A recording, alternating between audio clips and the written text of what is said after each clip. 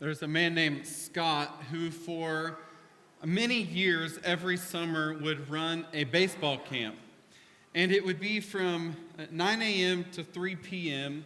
And over the course of the day, as the kids got more and more tired, it also got increasingly hot outside. And so much so that for the last half hour or so of every day of camp would just kind of be, he'd just be throwing batting practice to whoever wanted to hit and to field, just kind of just a more relaxing time. But what he learned is that as the days went, less and less kids even wanted to participate.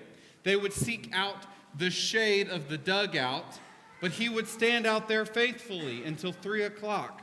And finally, one of his assistants essentially asked, hey, why don't you just go in? Nobody's out here. Why don't we just call it early?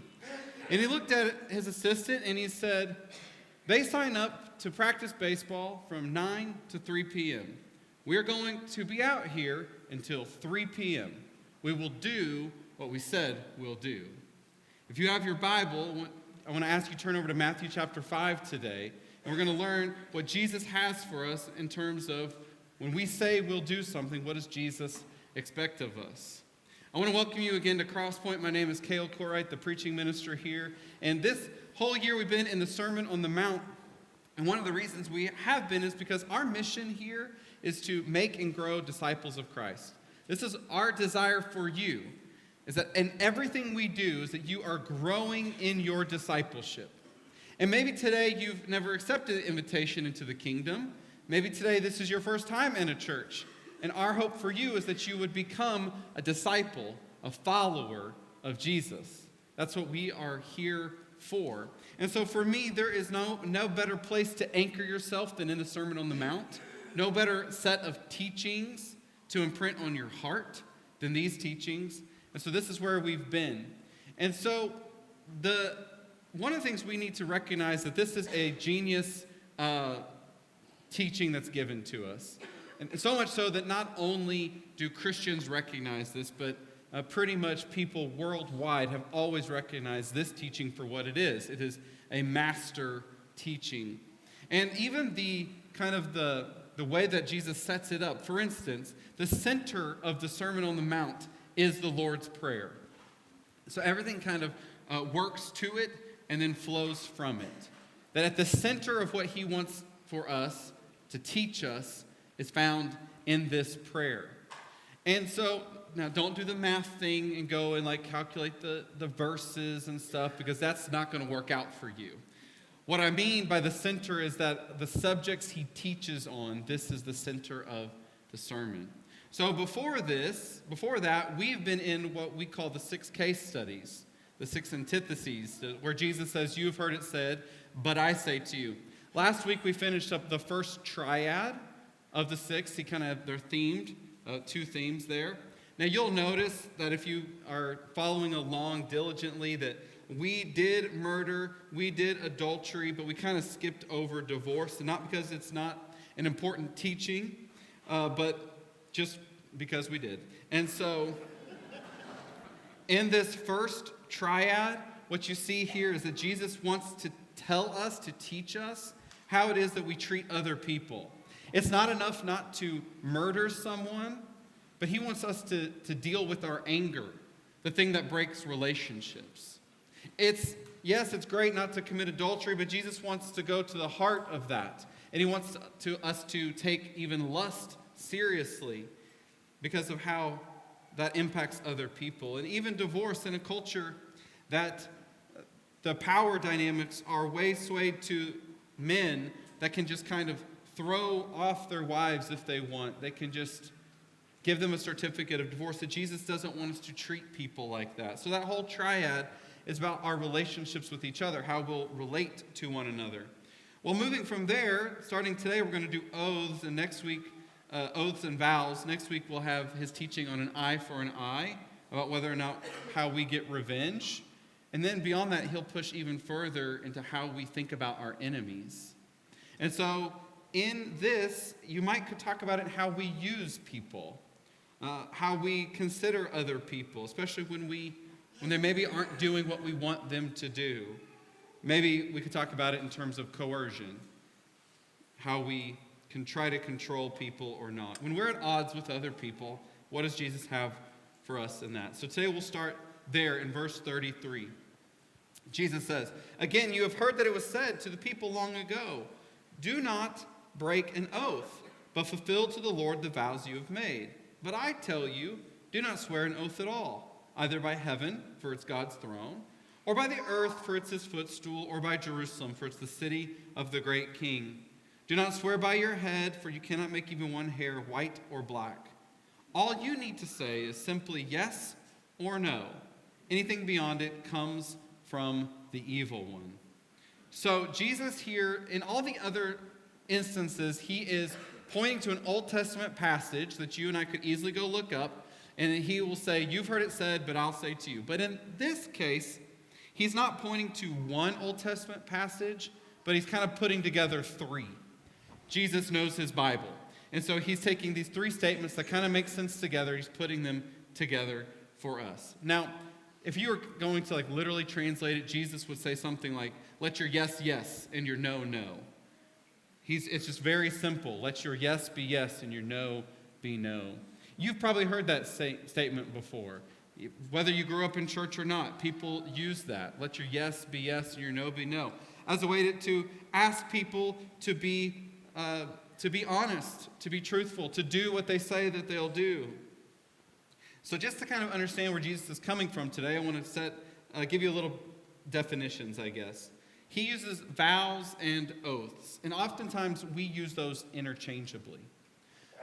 But in the biblical sense, a vow is something that you make to God, and you make an oath to somebody else. We'll make an oath between one another, but you make a vow to God.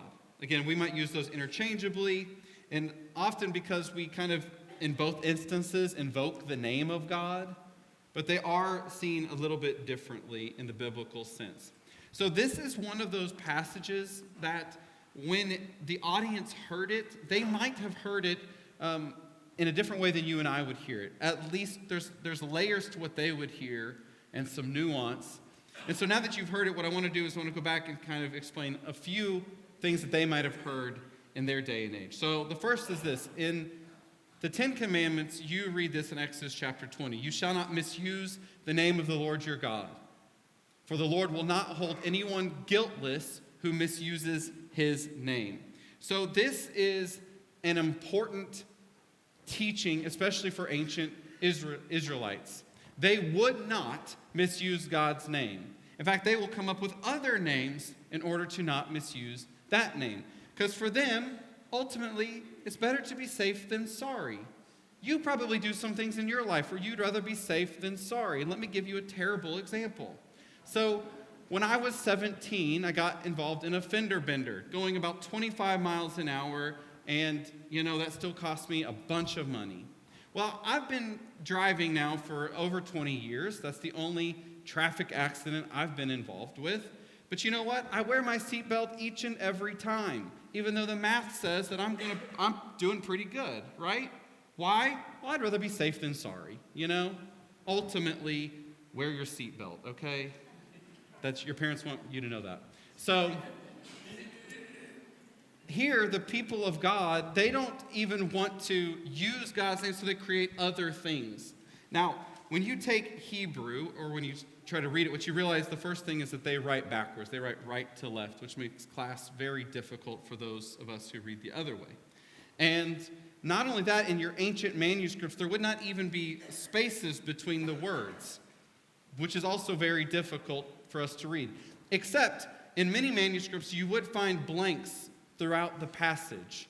And right where you would find the blanks are where God's name should be, but they won't even write it.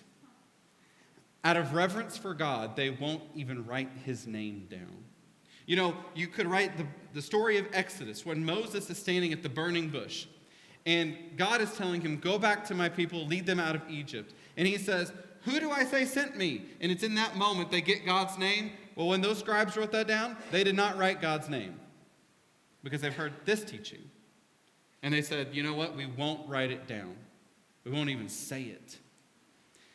So much so, there are people even today who, out of reverence for God, even though the word God is not his name, when they type it out, when they spell it, they don't write G-O-D, they write G-D, out of a way to give him reverence. So they take this seriously, how you use God's name. Now, it's a way to honor God, or also a way to make sure you don't dishonor God. But what's that have to do with oaths? What's that have to do with vows? Well, the idea of an oath and a vow, for those who know their Old Testament, it has a very negative connotation because they can immediately think of instances that it didn't go well. That somebody proclaimed a vow or an oath, and then after that is just disaster. For instance, here's one of the number one examples you'll find in Judges chapter 11. Jephthah made a vow to the Lord. If you give the Ammonites into my hands, whatever comes out of the door of my house to meet me when I return in triumph from the Ammonites will be the Lord's. I will sacrifice it as a burnt offering. Then Jephthah went to fight the Ammonites, and the Lord gave them into his hands. Verse 34. When Jephthah returned to his home in Mizpah, who should come out to meet him but his daughter, dancing to the sound of timbrels? She was his only child. Except for her, he had neither son nor daughter. What you find in this vow is you find two things. The first is this: God does not ask him to make this vow. He does not go to God and ask for something. God says, "What will you vow to me?" The second, the detail the author wants to give you intentionally is that he had no other son or daughter. Who did he anticipate was going to walk out that door? When he makes that vow, who does he think is going to walk out that door? I guess his wife. That's the only thing I can think of. This is not Valentine's Day. That was not a good joke for Valentine's Day. That was last week. So he makes this vow. His daughter walks out, and then they have to abide by this vow. Another example from your scriptures is Saul makes an oath with the entire army, and it's kind of a vow also. He says, "None of us will eat until I get my revenge." They're in the midst of a war. Well, everybody hears that except for his son Jonathan. And so who eats something? Jonathan. Jonathan takes some honey, and Jonathan goes, "I am now condemned to death because of your oath." Now, Saul's men, his good men, they step up and they say, no, they stand in the way. Jonathan has shown mercy. But in both instances, what you find is that God is not asking for these things. God is not asking for these vows, for these oaths, but both have horrible consequences. Both of these instances are given as a way of coercion, as a way of saying, God, look how much this means to me. I will do this, so you will do that. It's a way to try to exhibit some control over God, to get what they want. They wanted something from him and were willing to make some kind of a vow, to give up something, to have some kind of a sacrifice. It's essentially like when maybe you said as a child, cross my heart and hope to die. I hope this will work out for me. So Jesus knows these stories. He knows the connotations of giving oaths, of giving vows, and what it means and what it doesn't mean, the disaster that can befall them. But Jesus wants to develop a kind of people, a group, that it's not necessarily easier just to give a vow. What he would rather you do is to live with integrity.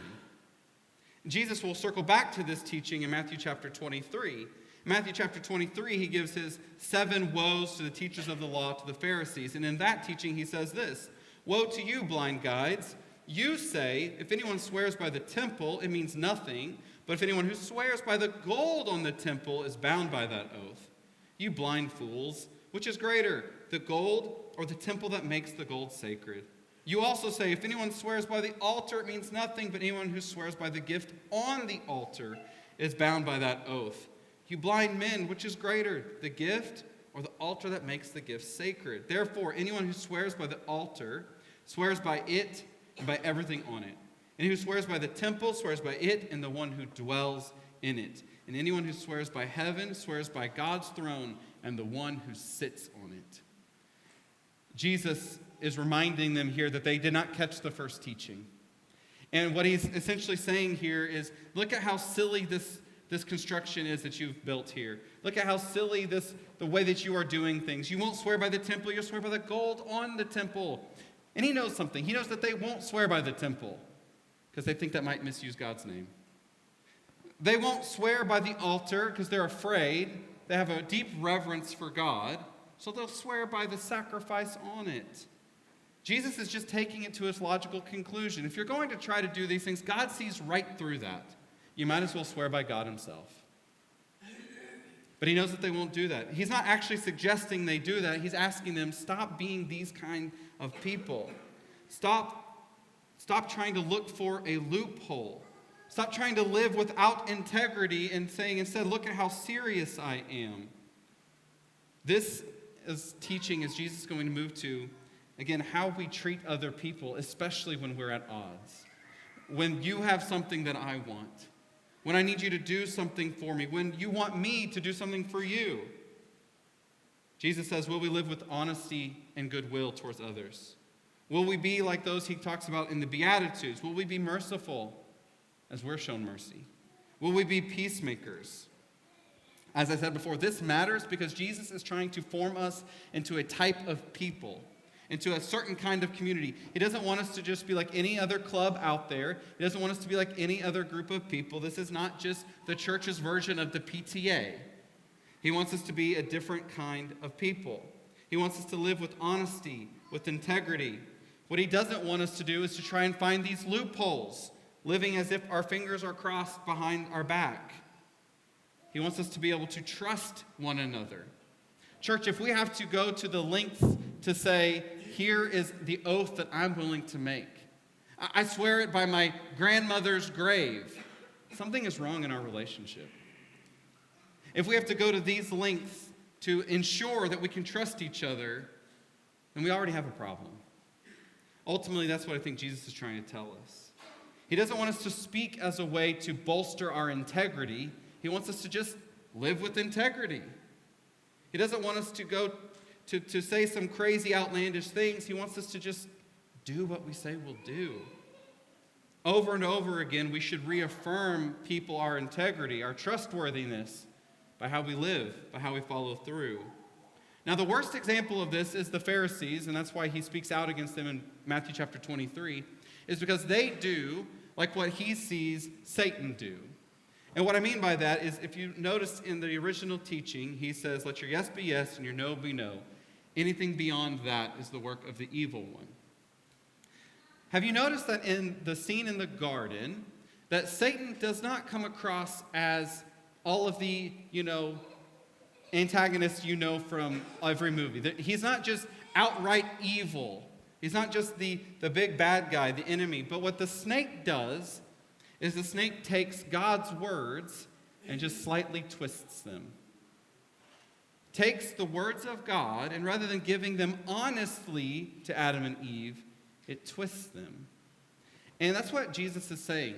If ever you take my words and you try to put a twist on them for your purposes, now you're doing the work of the evil one. And so this matters as far as how we will live with integrity towards one another. And so if you take this teaching from Jesus and you were to say, how do I live this out? How do I live as my yes is yes and my no is no, and I can just speak simply with someone else? This is not a good Church of Christ sermon. There are not 3 points. There are 4. And so I want you to write these down as we move through them quickly. If you want to live this way. The first is this: say what you mean. One of the first things you teach your kids is to tell the truth. And when you catch them in a lie, you probably explain to them why it is so important that we tell the truth to each other. A couple years ago, my family and I were at a theme park. And I was really trying hard to get my kids on this ride that I knew looked scary, but I also knew they would love it if they just got on the ride, It looks scary, but you're going to have such a great time. And so we got our 5-year-old Carson on the ride. I said, I'm going to sit by you. I'll hold your hand. You're going to love it. And the ride started, and then right after that, the screaming started. And not in a good way. He was not having a good time. And we finally got off, and I didn't even have to ask him how he felt about it because he made that quite known. Everybody heard it. And he looked at me and he said, I will never trust you again. said, "You lied to me." Because they know the value of the truth. They know the value of being able to trust somebody. Church, the first way to live into Jesus' calling in this teaching is to say what you mean. It's to tell the truth to other people. And we've all had those instances where what we do is that we speak with the truth, but maybe there's some gray area. Maybe we didn't technically lie, but it's open to interpretation. This happens sometimes when someone asks you to do something that you really don't want to do, or they say something that you don't really want to answer it, and so you kind of try to find that vague middle ground where you can look in the mirror and say, well, I didn't lie. But also, they probably don't know what I meant. So I'm right there in the middle. Jesus' teaching is to just speak simply and to give your yes or to give your no. Now, how you live that out matters, and I'll address that in just a minute, but the first step is just to say what you mean. Especially in a context of a community like this, where we don't want to mislead one another. We want to be truthful with each other. We want to just simply tell one another what we mean. The second step is this: say what you mean, and then do what you say. The second step to having integrity is to living out what Jesus calls us, how we proclaim we want to live. And so, I think oftentimes there are plenty of lies right here at church every single week. What I mean is this, that you're talking to somebody else and you go, I'll be praying for that. And you didn't mean to lie, but you left and you just never even thought about it again, right? Somebody was telling you something. In fact, I had a conversation before first service, and then after first service said, you're going to pray about that, right? You better believe it. So we don't mean to, but this is oftentimes how we end up living. Is that we've said yes to so many things that we don't even know how to live out what we've said yes to. Because we've committed ourselves to so many things. Haven't you ever had a bunch of options and you go, you know what? I'd like to be all of these people. I'd like to do this and I'd like to do that. And I can't do all of them at the same time, but this is who I would like to be. And so we put so many commitments in our life that we can't even live it out. Oftentimes this is not nefarious. We want to be a certain kind of person, so we say yes. But in our culture, in our world today, what they need to see are people who will do what they say. People who said something and then did it. And listen, this is not a sermon on how to have success in the workplace, but I promise you, your boss will appreciate it if you do what you say you'll do. Your neighbor will love having you as a neighbor if you walk into your neighborhood and say, I want to love my neighbor as myself. If you say, I want to love my neighbor, that's something that I have said and now I'm going to do it, that'll be good news for your neighborhood. We want to say what we mean and we want to do what we say. The second step is, whatever you say in one place, say in every place. Oftentimes, we don't mean to, but we end up being different people in different places. If you want to be integrated, if you want to have integrity, what that means is that you will be the same person wherever you are. Often, without trying to, we're one person at work, we're another at our house, and yet another here at church. Often it's just the people we're around in those times, we end up becoming a little bit more like them. Whatever you say in one place, say in every place. I think the calling from Jesus is that whether it's even talking about the language we use, our opinions, our perspective, Jesus does not want us to be a shapeshifter. He wants us to be the same person that we're striving to be. We are striving to be disciples of Christ. And to live as that, with that mindset, first and foremost. That's what he wants us to take into every place that we go. And so you might want to consider, who am I in all the places that I occupy? Because whatever I say in one place, I want to say in every place. And lastly is this: to speak the truth like Jesus requires love. And we also could have started with this idea, but here's the idea. Is that oftentimes we say something to somebody else, and it tears them down, and it's hurtful, and then we hide behind I'm just telling the truth. It's just the truth that they needed to hear. And honestly, there are some truths that need to be spoken. There are people in your life that you probably are the messenger that needs to speak some truth in their life. But it's not to tear down. It's not to hurt. In fact, I think this is a good metric. If the difficult thing, if the truthful thing you want to speak to somebody else, if it's to build them up, then maybe you are the right messenger. But if you want to say it because you feel like you need to say it, like it'll bring you some satisfaction, then you're probably not the right person to say it. This quote by Stanley Hauerwas stood out to me this week. I think we lie often not because we're liars, but because we're moderately good people who don't want to hurt anyone. And therefore, we oftentimes restrain ourselves from saying what needs to be said because we don't want to live with the results. There are some things that you need to say to other people. Our mission here is to grow in our discipleship, which means just like last week, we take sin seriously. And I believe that God put us in a church community for us to help take that sin seriously, for people that will help us get back on the path. But that doesn't mean that you're called to be the messenger for everybody. The people that we want to hear speak into our life are the people who've done the time, the people who've been in the trenches with us, who've been through it with us, the people who we know love us first and foremost. And so whatever truthful thing they're saying it to build us up, not to tear us down. And so the truths that we long to speak, we speak with love. That's the calling of Jesus. Ultimately, this community seeks to be one that is truthful because it is in the truth that brings life. Communities, on the other hand, that foster untruths are not sustainable and are not life-giving. We seek to be the other. And so we want to be a place where we can speak truth to one another. Simply say what we mean, and we follow through and do what we say. I have a friend that tells a story about one time he was driving with his son, and they were downtown, and on the street corner there was somebody who had a sign that read something like they needed food because they're hungry. And he said, "Dad," he just started to learn to read, "Dad, that person needs food." You love those moments, don't you? I'm like, of course you noticed the sign today. "Dad, we need to feed him. He needs food." And he said, I don't have any food. So he said, "Dad, but he's hungry. We need to feed him." And he said, we're in a hurry and I don't know what we could do for him anyways. And then his son asked him some version of this question. Do we pray for people who are hungry only, or do we also feed them when they're hungry? What his son essentially asked is, do we just say things, or do we mean what we say?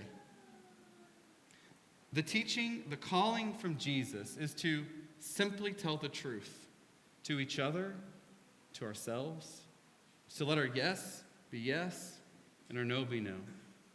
So much so that whatever we proclaim in this place is who we are trying and longing to be in another. In church, every Sunday we proclaim a lot of things about who we want to be and the truths that we believe about God. And the calling for us is not only to proclaim them here, but to live them out there. In fact, I think our world around is just wondering, looking, do you believe what you say you believe? You said it, now will you do it? As we close today, our shepherds and their wives will be around the room, and our invitation for you, as always, is to pray with one another. Here's what we know, that many people bring in a need for prayer each and every Sunday, and our promise to you is that we will carry that with you. That if you brought it in today and you've just felt so isolated and alone in this, our promise, and we're flawed people trying to live into this, our promise to you is that we will carry that with you, is that we will walk with you. And so if you have a need for prayer today, won't you come while we stand and sing?